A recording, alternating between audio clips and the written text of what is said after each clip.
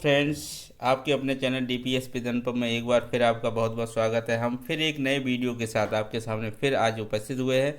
ये वीडियो है देशांतर और अक्षांश रेखाओं पर केंद्रित है। इसमें हमने उन सभी महत्वपूर्ण प्रश्नों को लिया है जो अभी तक विभिन्न प्रतियोगी परीक्षाओं में पूछे गए हैं। तो इसमें हमने डिटेल में, अगर आप किसी भी कॉम्पिटिटिव एग्ज़ाम की तैयारी कर रहे हैं तो ये वीडियो आपके लिए बहुत ही लाभदायक है। और अगर ये वीडियो आपको अच्छा लगे तो हमें कमेंट बॉक्स में कमेंट करके ज़रूर बताएं। और सेशन शुरू करने से पहले अभी तक अगर हमारे चैनल पर आप न्यू हैं और अभी तक हमारे चैनल को आपने सब्सक्राइब नहीं किया है तो हमारे चैनल को सब्सक्राइब ज़रूर कर लें। और अगर आपको वीडियो पसंद आए तो हमें कमेंट करके ज़रूर बताएं। चलिए शुरू करते हैं। अक्षांश रेखाएं। तो आप अक्षांश रेखाएं देखिए। तो अक्षांश रेखाएं लेटीट्यूड, पश्चिम से पूरब की ओर खींची गई सभी काल्पनिक रेखाएं अक्षांश रेखाएं कहलाती हैं। यानी पृथ्वी के केंद्र से आप देखते हैं कि जो पृथ्वी के केंद्र से खींची गई कोणीय दूरी को हम क्या कहते हैं? अक्षांश रेखाएं कहते हैं।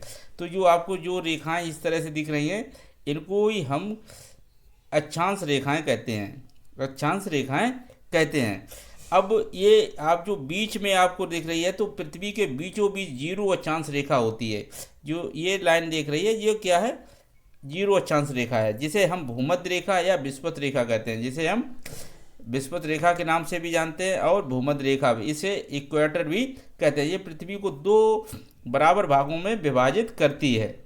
ये अब देख सकते हैं कि जो जीरो अक्षांश रेखा है इस तरह से हमारी पूरे पृथ्वी के चारों तरफ से खींची गई है। ये काल्पनिक रेखाएं, अगर वास्तव में अगर हम पूछा जाए तो ये किसी भी हमारे पृथ्वी पर कहीं भी ऐसी रेखाएं नहीं पाई जाती। ये हमारे जो प्रतिरूप होता है, हमारा जो पृथ्वी का ग्लोब, तो इस पे जो काल्पनिक रेखाएं खींची गई जिन्हीं को हम अक्षांश और देशांतर रेखाओं के नाम से जानते हैं। तो आखिर जो हमारी अक्षांश रेखाएँ होती हैं तो कितनी होती हैं, उनमें कौन सी बड़ी होती है, कौन सी मुख्य होती है, तो हम इस पर देखते हैं एक बात। तो जो हमारी सबसे बड़ी जो हमारी अक्षांश रेखा होती है ये हमारी भूमध्य रेखा होती है। तो भूमध्य रेखा पूरे पृथ्वी को दो भागों में विभाजित करती है। देखते हैं शुरू नेक्स्ट। ये देखिए आप इस तरह से, ये हमारा जो ग्लोब, ये कैसा मैप है? ग्लोब जैसा। तो ग्लोब जैसा, तो इसको चित्र प्रतिरूप देख रहे हैं। तो जो हमारी भूमध्य रेखा, जिसे हमने बोला इक्वेडोर, ये आप भूमध्य रेखा, ये आपको दिख रही है भूमध्य रेखा, ये जीरो अक्षांश रेखा होती है। इसके उत्तर में ये उत्तरी ध्रुव होता है और नीचे दक्षिणी ध्रुव होता है। इससे ऊपरी भाग को हम उत्तरी गोलार्ध कहते हैं, उत्तरी गोलार्ध के नाम से जानते हैं। और नीचे को, जीरो अक्षांश रेखा से नीचे के भाग को हम दक्षिणी गोलार्ध के नाम से जानते हैं। इसमें 23.5 अक्षांश पर, 23.5 अक्षांश पर कर्क रेखा के नाम से जाना जाता है। इस अक्षांश को हम कर्क रेखा के नाम से जानते हैं। और दक्षिणी गोलार्ध में भी 23.5 अक्षांश पर एक रेखा होती है जो कि मकर रेखा कहलाती है। तो मकर रेखा कहलाती है। अब 21 जून को सूर्य जो होता है मकर रेखा के बिल्कुल बीचों बीच होता है। और इस दिन जो होता है उत्तरी गोलार्ध में सबसे बड़ा दिन होता है। सबसे बड़ा दिन कहाँ होता है? उत्तरी गोलार्ध में। वहीं 22 दिसंबर में जो सूर्य होता है वो मकर रेखा के बीचों बीच ऊपर होता है। तो इसलिए दक्षिणी गोलार्ध में सबसे बड़ा दिन 22 दिसंबर को होता है। अब देख सकते हैं कि जो आपको भाग दिख रहा है, अब जो भूमध्य रेखा सबसे बड़ी रेखा होती है तो इसकी जो कुल लंबाई कितनी होती है? तो इसकी कुल लंबाई होती है 40,060 किलोमीटर। कितनी होती है? 40,060 किलोमीटर इसकी कुल लंबाई होती है। ये सबसे बड़ी मुख्य रेखा यानी सबसे लंबी अक्षांश रेखा हमारी होती है।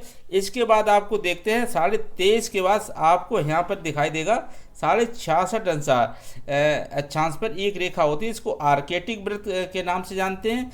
वहीं दक्षिणी गोलार्ध में भी यहीं पे एक रेखा होती है 66.5 पर। इसको हम अंटार्कटिका वृत्त कहते हैं, अंटार्कटिका वृत्त के नाम से जानते हैं। तो आगे देखते हैं इसका प्रतिरूप। ये आप देख सकते हैं इस तरह से आपको तीन जो चार हमारी मुख्य पांच जो रेखाएं होती हैं मुख्य होती हैं। सबसे पहले हमारी भूमध्य रेखा होती है, सबसे लंबी होती है। उसके बाद कर्क रेखा 23.5 अक्षांश पे होती है, एक 66.5 अक्षांश पे उत्तरी गोलार्ध में। वहीं दक्षिणी गोलार्ध में भी एक मकर रेखा होती है ये, और यहाँ पर भी 23.5 अक्षांश पर स्थित है। वहीं पे 66.5 पर ये अंटार्कटिका वृत्त पे स्थित है। तो जो कर्क रेखा और मकर रेखा के बीच का जो भाग होता है उसे उष्णकटिबंधीय क्षेत्र बोलते हैं। उष्णकटिबंधीय क्षेत्र, ये क्षेत्र जो होता है वर्ष भर गर्म रहता है। वहीं कर्क रेखा और आर्कटिक वृत्त के बीच का जो भाग होता है समशीतोष्ण क्षेत्र इसको बोलते हैं। जो आपको ग्रीन ग्रीन दिख रहा है इसको समशीतोष्ण क्षेत्र बोलते हैं। वहीं अगर मकर रेखा और अंटार्कटिका वृत्त के बीच का जो क्षेत्र होता है इसको भी समशीतोष्ण, मतलब ना अधिक गर्मी और ना अधिक सर्दी, ऐसा स्थान पर। यहाँ पर क्या यह होता है कि इस क्षेत्र में कभी भी सूर्य हमारे सिर के ऊपर से नहीं गुजरता है। आप देख सकते हैं गर्मियों में इस क्षेत्र में जितने भी कंट्रीज हैं वहाँ के रहने वालों के वर्ष भर में एक बार सूर्य मानव के सिर के ऊपर जरूर दिखाई देता है। तो उष्णकटिबंधीय क्षेत्र में भाई अगर हम शीतोष्ण क्षेत्र की बात करते तो यहाँ जो सूर्य होता है कभी भी सिर के ऊपर वर्ष में कभी भी नहीं पहुँच पाता है। आगे देखते हैं। तो इसकी सबसे बड़ी जो कर्क रेखा और मकर रेखा और अंटार्कटिका वृत्त, ये सभी आप रेखाएं देख सकते हैं। आगे देखते हैं हम। तो अब टोटल कितनी अक्षांश रेखाएं होती हैं इस पे बात कर लेते हैं। तो सबसे जो हमने अभी बताया कि जो उत्तरी गोलार्ध और दक्षिणी गोलार्ध में भूमध्य रेखा जो होती है वो पृथ्वी को दो भागों में बांटती है।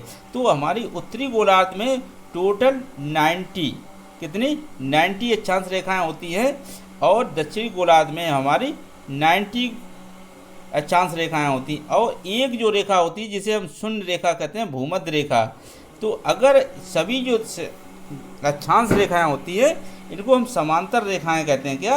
समांतर रेखाएं भी कहते हैं। क्यों कहते हैं? क्योंकि ये सारी अक्षांश रेखाएं एक दूसरे के समांतर खींची गई हैं, इसीलिए इनको हम समांतर रेखाएं भी कहते हैं। तो ये इनकी अगर टोटल बात की जाती है, अगर हम इसको इन रेखाओं को अगर हम बिंदु मान के चलते हैं तो ये रेखाओं की कुल जो संख्या होती है 90 और 90 180 और एक कितनी हो जाएगी 181। कुल कितनी अक्षांश रेखाएं होती हैं? 181।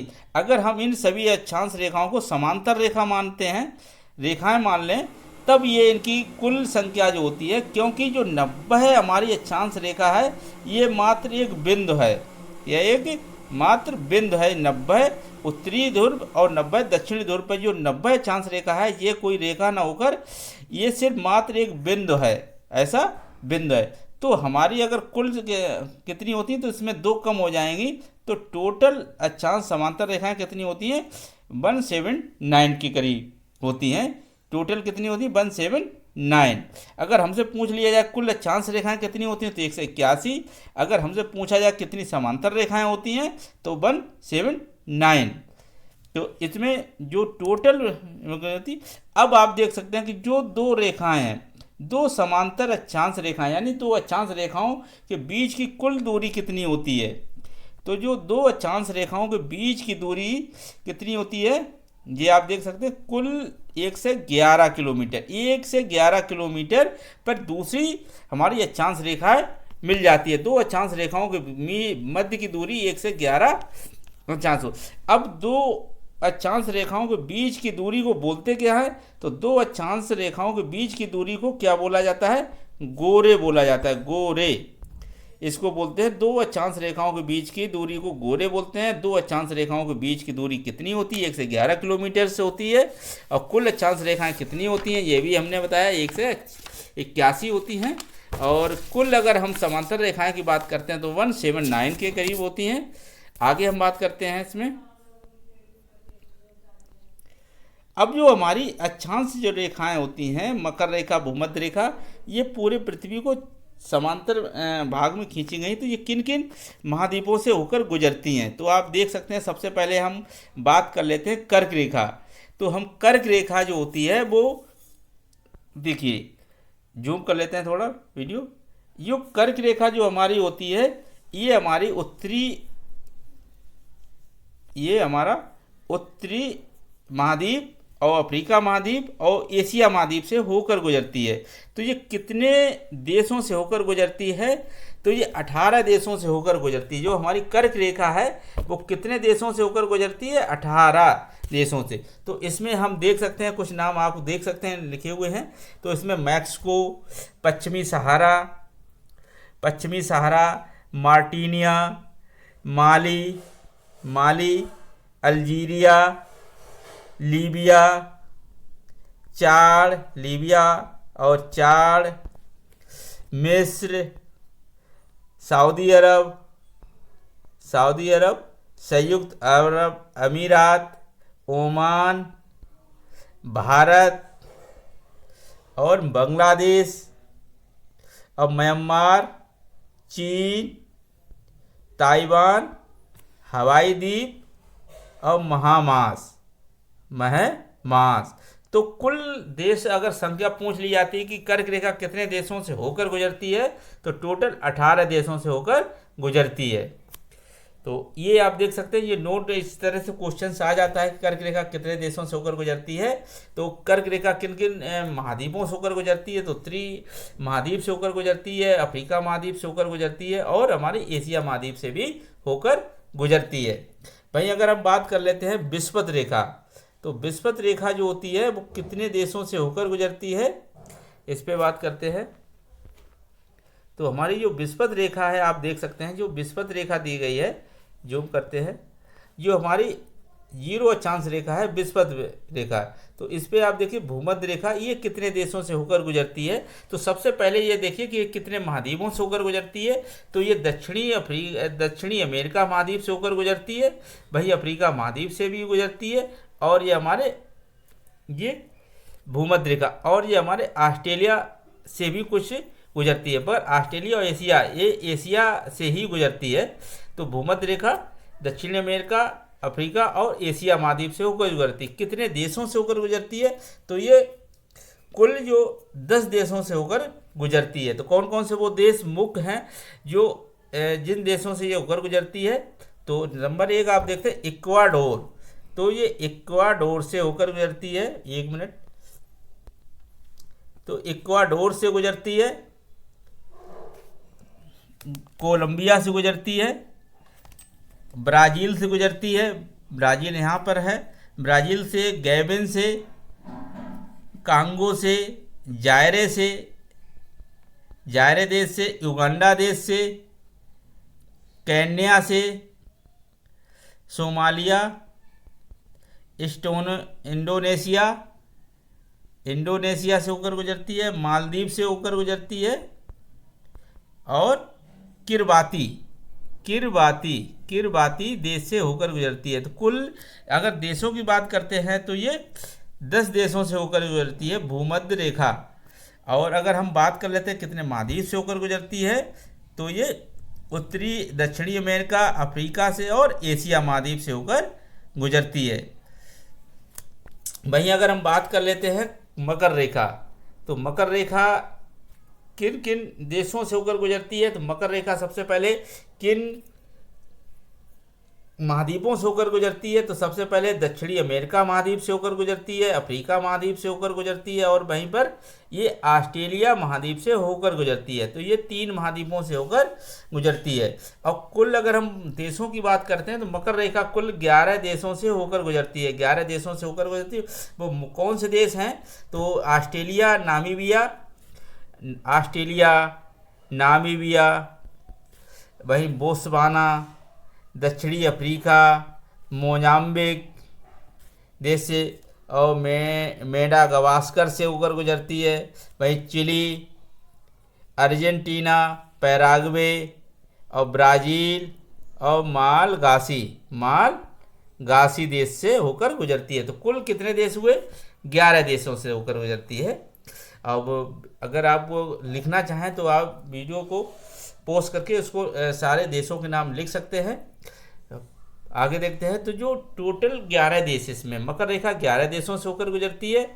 भाई अगर हम पूछे ऐसी कौन सी रेखा है जो तीनों जो ऐसी कौन सी रेखाएं हैं, जो तीनों रेखाएं देखिए आप, जो तीन रेखाएं कर्क रेखा, मकर रेखा और भूमध्य रेखा, ये अफ्रीका महाद्वीप से तीनों रेखाएं जो होती हैं वो किस महाद्वीप से होकर गुजरती हैं? अफ्रीका महाद्वीप से।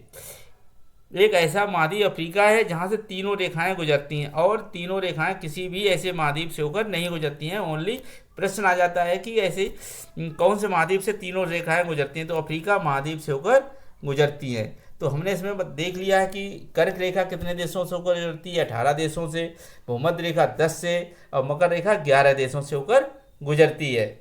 तो वहीं आप देख सकते हैं कि जो हमारी कर्क रेखा है वो हमारी उत्तरी और अफ्रीका और एशिया महाद्वीप से गुजरता है। भूमध्य रेखा एशिया, दक्षिणी अमेरिका और अफ्रीका और एशिया महाद्वीप से होकर गुजरती है। वहीं मकर रेखा दक्षिणी अमेरिका और अफ्रीका और वहीं पर ऑस्ट्रेलिया महाद्वीप से होकर गुजरता है। तो इस तरह से जो भूमध्य रेखा जो होती है, अब जो हमारी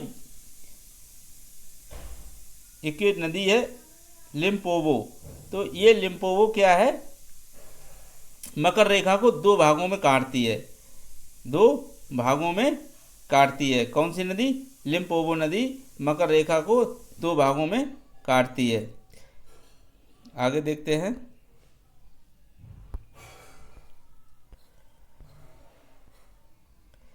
तो ये देख सकते हैं कि आपको कुछ देश दिख रहे हैं। जो प्रश्न आ जाता है कि मैक्सिको, जो कर्क रेखा किन किन देशों से होकर गुजरती है, तो मैक्सिको याद रख सकते हैं। मुख्य जो देश है मैक्सिको से होकर गुजरती है, भारत से होकर गुजरती है, बांग्लादेश से गुजरती है, म्यांमार, चीन से, और ये इतनी जो येलो कलर में आप देख रहे हैं, तो ये कर्क रेखा इतने देशों से होगी गुजरती है।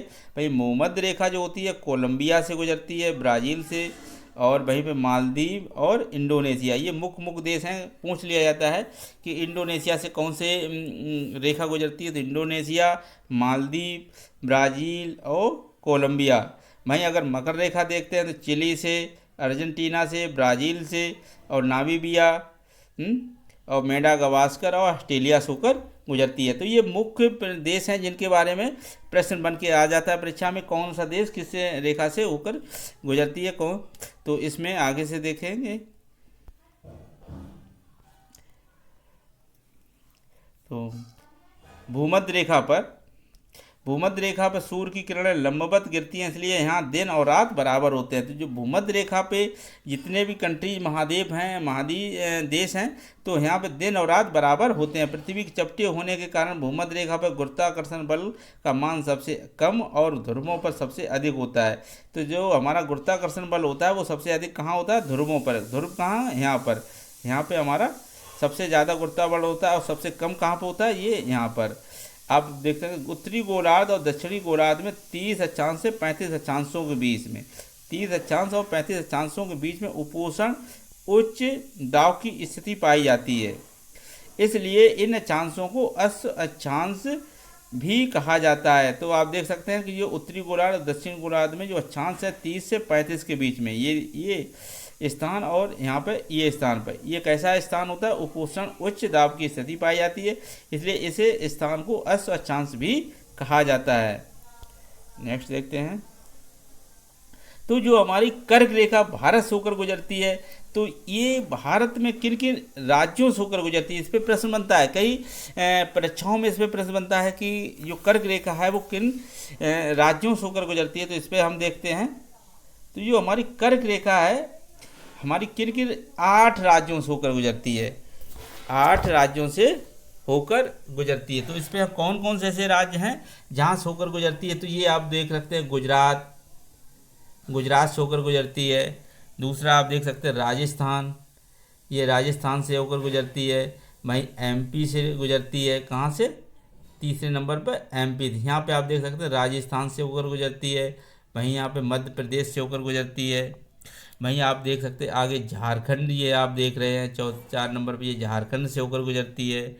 आगे आप देखते हैं छत्तीसगढ़ से होकर गुजरती है, छत्तीसगढ़ से होकर गुजरती है।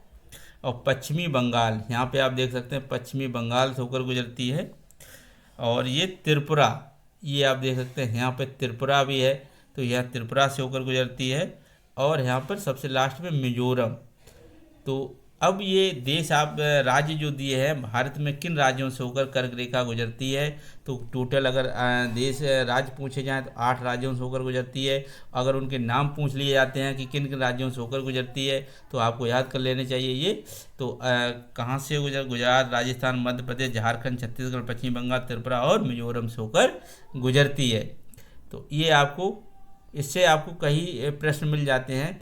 तो इसमें आप कभी कभी पूछ लिया जाता है कि जो हमारी स्थिति है किन किन राज्यों से होकर गुजरती है, ये आप मुख्य है, इसको आप याद करें। नेक्स्ट देखते हैं।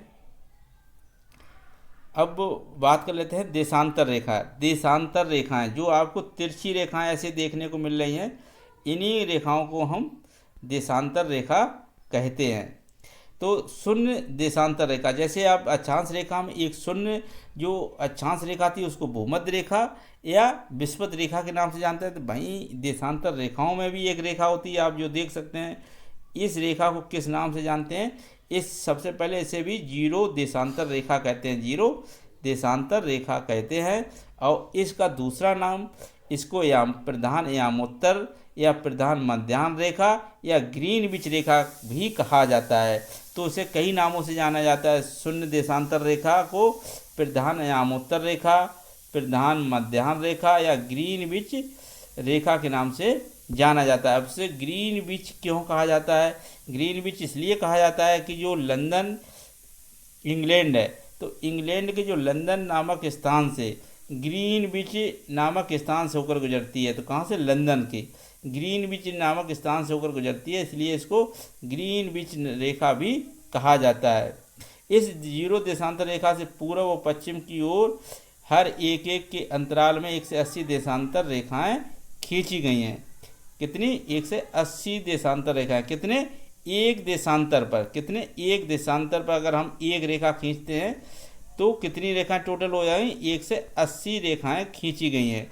तो कुल मिलाकर 360 देशांतर रेखा ग्लोब पर खींची गई हैं। तो जो ग्लोब पर कितनी टोटल रेखाएं खींची गई हैं? 360 रेखाएं खींची गई हैं।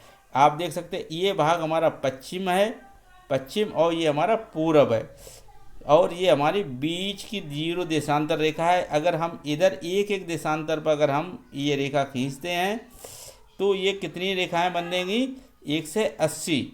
इधर से हम एक खींचते हैं तो कितनी बनती हैं? 180। तो अब यहाँ पे एक नोट करने वाली बात होती है कि अगर 180 इधर है, 180 इधर है और एक ये जीरो देशांत, तो हमारी तो 361 रेखाएं होती है, पर नहीं 360 ही रेखाएं होती हैं। ऐसा कि इसलिए होता है कि जो हमारी एक से ग्रीनविच, जो हमारी जीरो देशांतर रेखा के जस्ट पीछे अगर हमारी जीरो देशांतर रेखा को हम ये मान लें, तो इसी के जस्ट पीछे ऐसी रेखा जो आ रही है 180 देशांतर रेखा सिर्फ एक ही होती है। अगर हम पूरब से गिनेंगे तो उसको भी 180 गिनेंगे, और पश्चिम से गिनते हैं तब भी उसको हम 180 गिनते हैं। तो जो हमारी 180 जो हमारी देशांतर रेखा है वो सिर्फ एक रेखा है, इसलिए कुल हमारी देशांतर रेखाओं की संख्या 360 है। बात करते हैं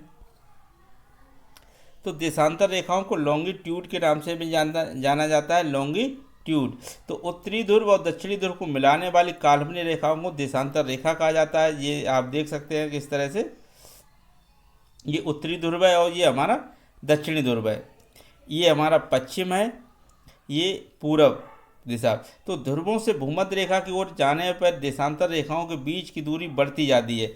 तो जो भूमध्य रेखा अभी आपने अक्षांश रेखा पढ़ी है, तो भूमध्य रेखा पे जो देशांतर रेखाओं की दूरी सबसे अधिक होती है, और भूमध्य रेखा से पृथ्वी की ओर जाने पर देशांतर रेखाओं के बीच की दूरी घटती जाती है। आप देख सकते हैं यहाँ पे दूरी सबसे अधिक है, यहाँ पे कम है, फिर इसके बाद तो हमारी भूमध्य रेखा से उत्तरी और दक्षिणी ध्रुव पर जाने पर क्या है, देशांतर रेखाओं के बीच की जो दूरी है वो घटती जाती है।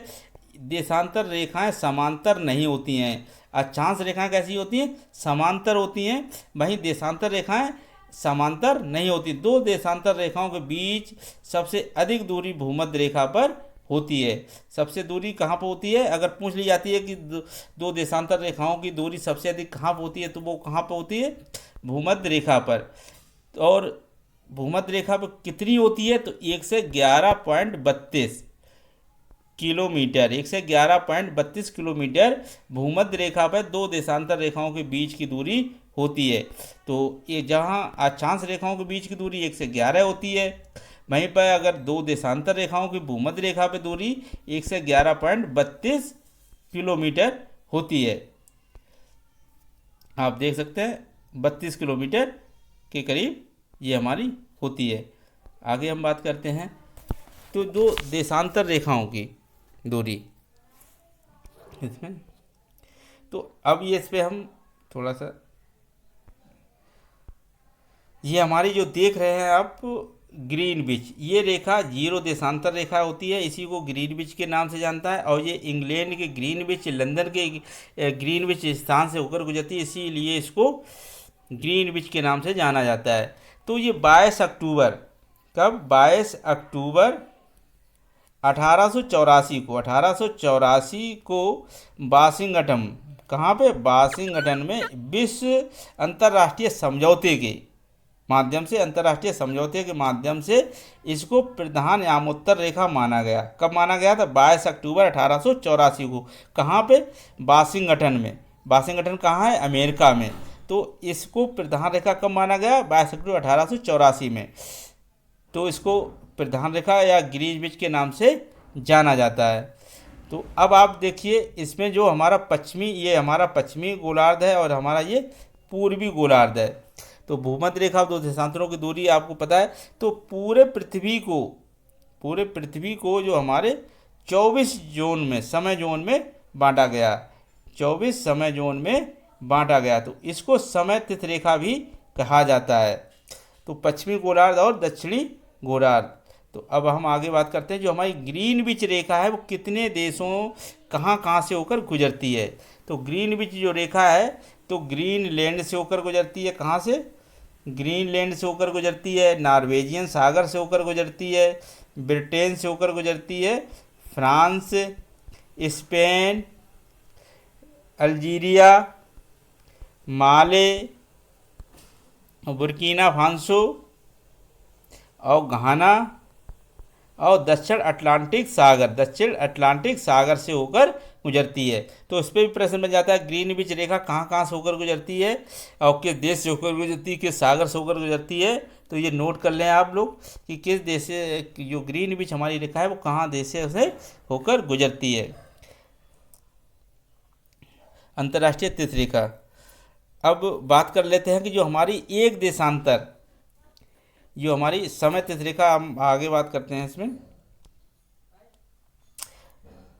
अंतर्राष्ट्रीय समय रेखा, इसे हम अंतर्राष्ट्रीय समय रेखा के जीरो देशांतर रेखा को अंतर्राष्ट्रीय समय रेखा भी कहा जाता है। तो इसमें देख सकते हैं जीरो देशांतर रेखा का समय यूनिवर्सल टाइम ग्रीनविच टाइम कहलाता है।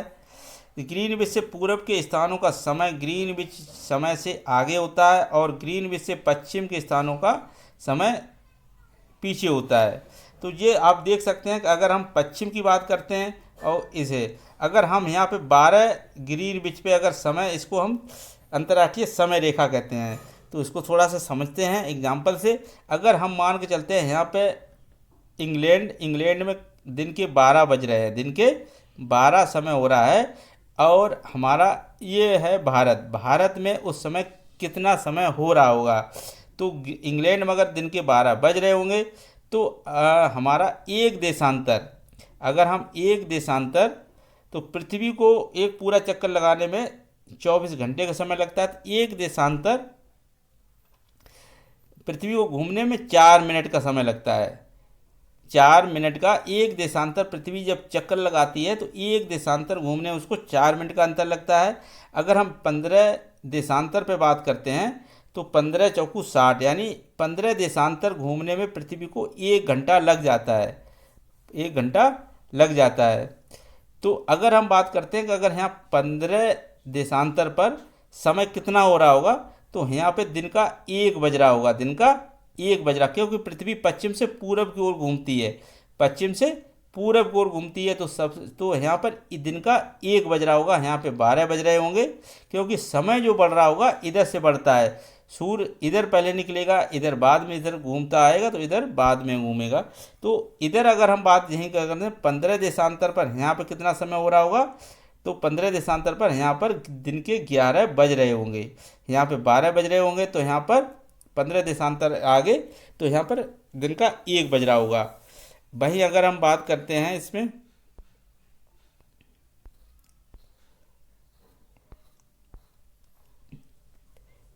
तो जो हमारा पूर्वी गोलार्ध और दक्षिणी पश्चिमी गोलार्ध होता है, तो उसमें 15 देशांतर पर हमने अभी एक देशांतर पृथ्वी को घूमने में 4 मिनट का लगता है। भाई 15 देशांतर घूमेगी तो 1 घंटा। तो पृथ्वी का जो भारत का मानक समय जो माना गया है उसे 82, कितना 82, 82.5 देशांतर रखा गया। अगर हम इसको हम 4 से अगर मल्टीप्लाई करें तो कितना समय बनेगा जाके, अगर हम 82.5 को 4 से मल्टीप्लाई करते तो ये 3 से 30 मिनट बन रहा है जाके, कुल 5 घंटा 30 मिनट, 5 घंटा 30 मिनट। तो जो हमारे 82 देशांतर 82 पॉइंट को अगर हम 4 से मल्टीप्लाई करते तो हमारा 3 से 30 मिनट बनेगा जाके। तो कुल घंटे में अगर हम घंटे में डिवाइड कर लेते हैं इसे 5 घंटा 30 मिनट, तो हमारा जो लंदन यानी ग्रीनविच से जो हमें मानक समय है तो भारत का कितना 5.5 घंटे आगे है। तो ग्रीनविच समय से हमारा जो भारत का मानक समय कितना घंटे आगे है, 5.5 घंटे आगे होता है। अब वहीं पे बात करते हैं, तो जो लंदन में हम बात करते हैं ग्रीनविच में, तो अगर लंदन में 12 बज रहे होंगे तो उस समय न्यूयॉर्क में कितना समय होता है, 7 दिन के कितना बज रहा होगा। यहाँ न्यूयॉर्क, ये हमारा अमेरिका दिख रहा है आपको, यहाँ पे ये अमेरिका है, यहाँ पे ये आप लंदन देखेंगे, यहाँ पर ये लंदन है, यहाँ पर यहाँ दिन के क्या बज रहा होगा 12। और तो यहाँ पर जो अमेरिका में कितना समय हो रहा होगा, दिन का 12 बजेंगे तो यहाँ 4 घंटे 56 मिनट कहाँ हो गई होगी, सुबह, यहाँ पे सुबह हो रही होगी। ये समय दिया गया होगा 7:04, यहाँ पे 7:04 हुआ रहा होगा, तो इसको न्यूयॉर्क में सुबह हो रही होगी, ब्रेकफास्ट। वहीं भारत में अगर बात करें उस समय कितना समय हो रहा होगा, 5 घंटे 20 मिनट आगे है तो इसका 6:48 हो रहा होगा, कितना 6:48, यहाँ पर 6:48 का समय हो रहा है, यानी यहाँ शाम का ब्रेकफास्ट यानी यहाँ पे रात्रि भोजन की समय चल रहा होगा। यहाँ पर न्यूयॉर्क में उस समय, जब लंदन में 12 बजे दोपहर होती है तो उस समय न्यूयॉर्क में सुबह हो रही होती है और भारत में शाम हो रही होती है। तीनों जगह आप देख सकते हैं। अब बात आगे करते हैं तिथि रेखा की। आगे जो हमारी तिथि रेखा है आप देख सकते हैं, तो सभी देशांतर रेखाएं जो हमारी हैं ये सभी सीधी हैं, पर हमारी जो 180 देशांतर रेखा है ये सीधी नहीं है, इसको अंतर्राष्ट्रीय तिथि रेखा कहते हैं। 1884 में 22 अक्टूबर को इसको तिथि रेखा के नाम से जाना गया है। जो हमारी 180 देशांतर रेखा है इसको तिथि रेखा के नाम से जाना जाता है।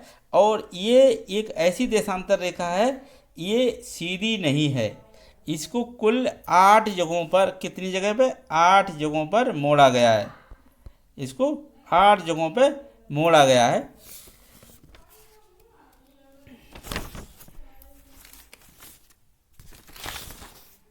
तो 8 स्थानों पर मोड़ा गया। पूरे जो समय जोन को 24 समय जोन में बांटा गया है, पूरे पृथ्वी के समय जोन को 24 समय जोन में बांटा गया है। तो हर देश का जो समय जोन अलग अलग है। तो जैसे वहीं समय जोन जो, अगर हम अमेरिका में समय जोन की बात करते हैं तो अमेरिका में समय जोन कितने हैं, 7। वहीं अगर रूस में कितने समय जोन हैं, तो रूस में 11 समय जोन है। और कनाडा में 6 समय जोन, ऑस्ट्रेलिया में 3, और भारत में 1 समय जोन है, भारत में 1 समय जोन है। तो जो हमारा बेरिंग जैसे अंतर्राष्ट्रीय तिथि रेखा है ये कहाँ कहाँ से होकर गुजरती है। तो अंतर्राष्ट्रीय तिथि रेखा जो है कितने स्थानों से होकर गुजरती है, तो इसको हम देख लेते हैं। आर्कटिक सागर से होकर गुजरती है, आर्कटिक सागर यहाँ पर है। वहीं पे बेरिंग स्ट्रेट है, यहाँ पर बेरिंग स्ट्रेट, बेरिंग स्ट्रेट से होकर गुजरती है, प्रशांत सागर से होकर, ये सब प्रशांत सागर देख रहे हैं आप, ये प्रशांत सागर से होकर गुजरती है। और इसके बाद ये 3 जगह से आर्कटिक सागर, बेरिंग स्ट्रेट और प्रशांत सागर से होकर गुजरती है। तो ये कई जगह पे इसको मोड़ा क्यों गया है, ये बात बनती है कि इसको मोड़ा क्यों गया है। इसकी तिथ रेखा है, तो सभी देशों के तिथ में अंतर, तो आप देखें इस पे एक नज़र डालते हैं।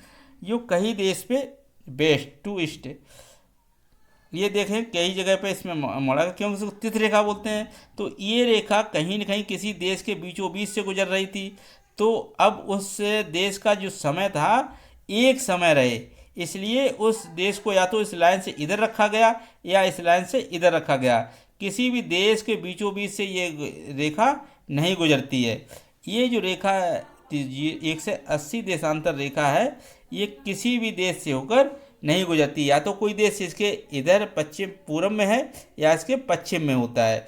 तो अब अगर इसको सीधा खींच दिया जाता है तो एक देश का समय जो है अलग अलग हो जाता है। इस दुविधा से बचने की स्थिति के लिए ये इस लाइन को कई जगह यानी 8 जगहों पर इसको मोड़ दिया गया है। अगर ये मान के चलते एक छोटा सा देश है और यहाँ से ये देशांतर रेखा गुजर रही है, तो ये इसका जो समय जोन है, समय इसका अलग हो जाता है और उसका अलग हो जाता है।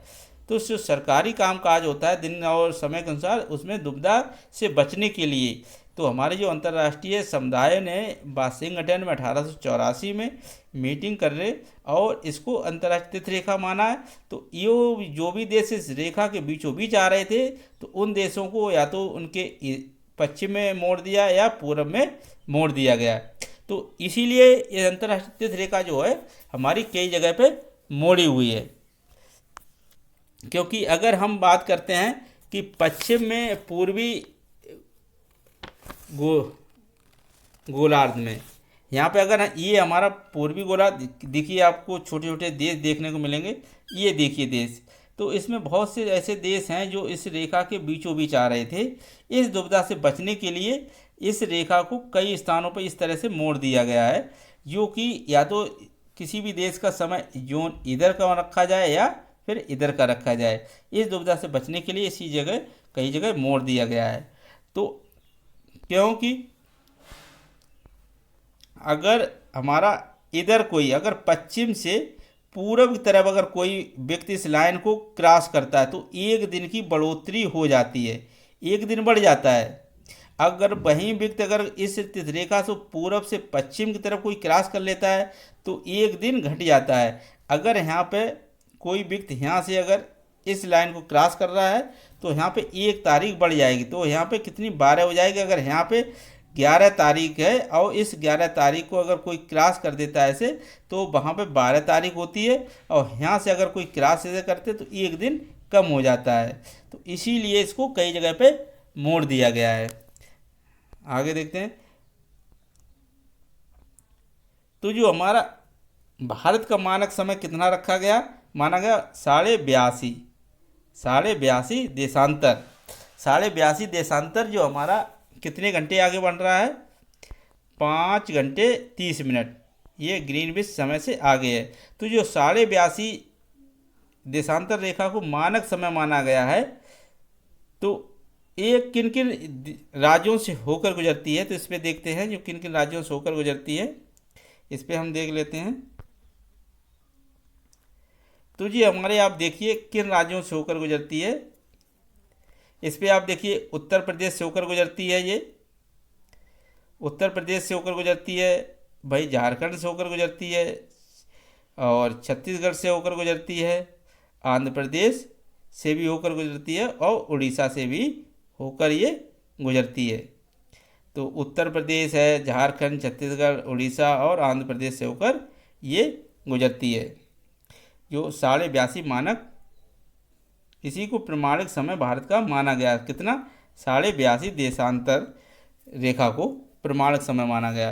क्योंकि इसको इसलिए माना गया क्योंकि अगर हम यहाँ गुजरात और असम के बीच की जो 1 घंटा 48 मिनट का अंतर है, कितना, 1 घंटा 48 मिनट का अंतर है। इसी दुविधा को कम करने के लिए इसके बीचों बीच, भारत के बीचों बीच से इस रेखा को प्रधान समय जोन में माना गया है। प्रमाणिक समय इसीलिए रखा गया क्योंकि गुजरात और असम के बीच की जो समय है इसमें 1 घंटा 48 मिनट का समय का अंतराल है।